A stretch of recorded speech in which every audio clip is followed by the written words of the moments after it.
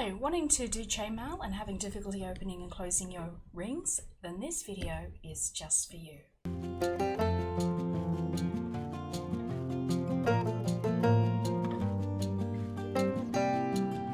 Hi, my name's Deb Marty and I'm from Maille. Thanks for popping along and checking out our channel. Today I'm going to start what's the first in our chainmail basics videos, and I'm going to start at opening and closing jump rings. So let's get on to it. So this is what a chainmail ring generally looks like when you take it out of one of our bags. Okay, so you can see that we've got a cut up here where the blade has gone through to cut the ring from the coil. So to position this correctly, you want to grab your ring, making sure that that cut mark is at about the 12 o'clock point. And then with your pliers, you want to get reasonably close to that cut mark. Okay. Now, if you are right-handed, if your dominant hand is your right hand, what I want you to do is move your dominant hand towards you, okay?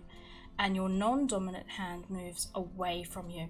So we're going to be doing like a twisting motion. So we're going to be pulling the right hand this way, which is my dominant hand, and the left hand the other way, okay? So we want to be doing this. So to do that, to show you what that looks like, I'm going to grab the pliers, and again, I'm right-handed, so my dominant hand comes towards me and my non-dominant hand comes away from me. Now we do it this way because it's easier to weave.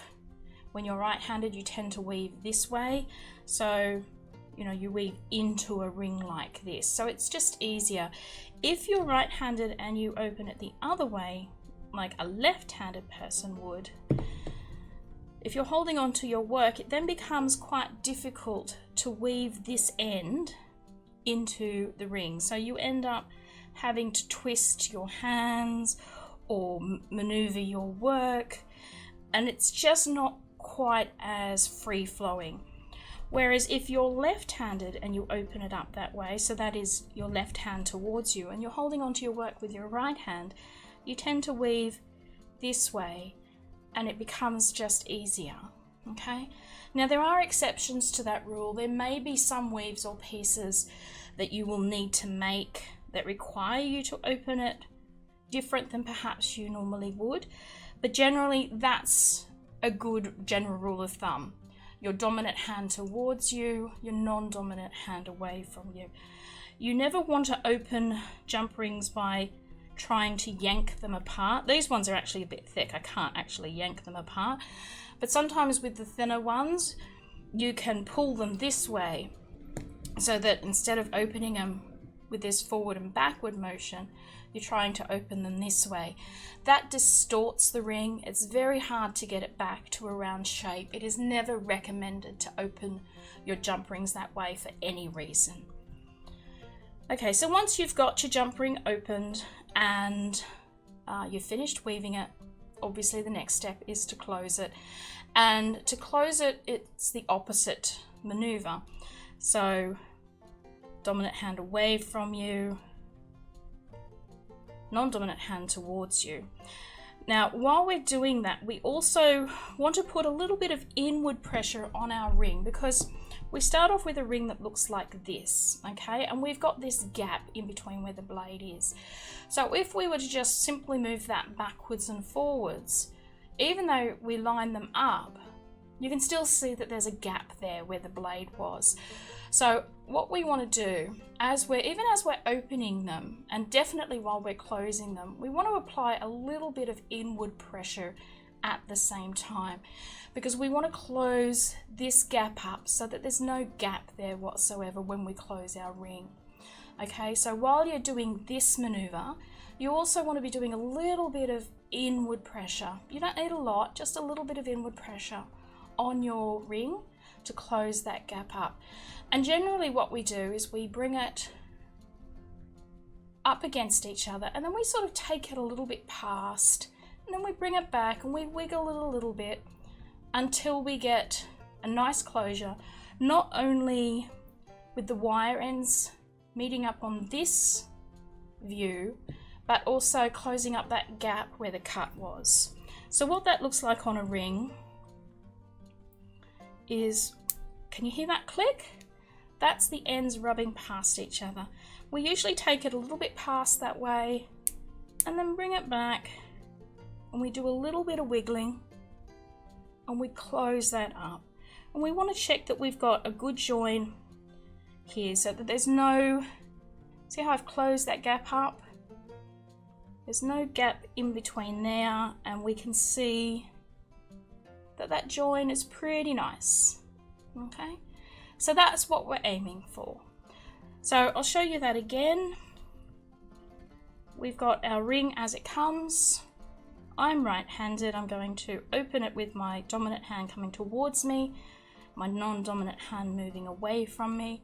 I'm going to do all my little weaving, and then I'm going to close that back up. So I'm going to do the opposite maneuver, but as I'm doing that, I'm also applying a little bit of inward pressure. And you can hear that clicking sound. That's the end of the wires rubbing against each other. And you can see that I've got it closed here. There's no light coming through here. And I've got a pretty good closure this way as well. There's no ends sticking up. Okay? So that's what we're looking for when we close a jump ring. Okay, and I just want to show you one last thing.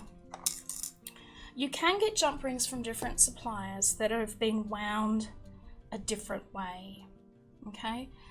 You can see here with this one, the right side is pointing, say, to the back, away from us. And this one here, the right side is pointing towards us. Now, this doesn't necessarily mean that if you're right-handed or left-handed, you can't use either of these rings. Okay? You simply open them up as you would. This one just means when we open it up that we have to bring the ends past each other, and that's okay. This one means we don't have to bring the ends past each other, and that's okay as well. There may be some slight differences with the way a ring is wound, but generally for chainmail, for general chainmail use, it's not a big deal which way those rings are wound, whether they're right-handed or left-handed. Okay, so if you see something like that and it's different than what you're used to, don't freak out about it. Just open the ring up the way that you normally would. Okay guys, that's the video for you today. I hope you enjoyed it, that it was of help to you, and it helps you hone your opening and closing of those jump ring skills. Keep practicing, you will get better at it. Okay guys, if you did enjoy the video today, don't forget to give it a thumbs up, share the video, comment down below. We'd love to hear from you.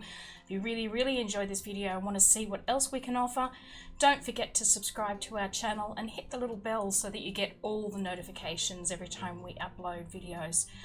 We've got lots of videos here for you to check out, so don't forget to have a look around the channel and see what else is going on. And also don't forget our shop where you can buy all you ever need for your chainmail journey. Alright guys, thanks for joining us today, and I hope we see you again sometime in the future. Okay, bye!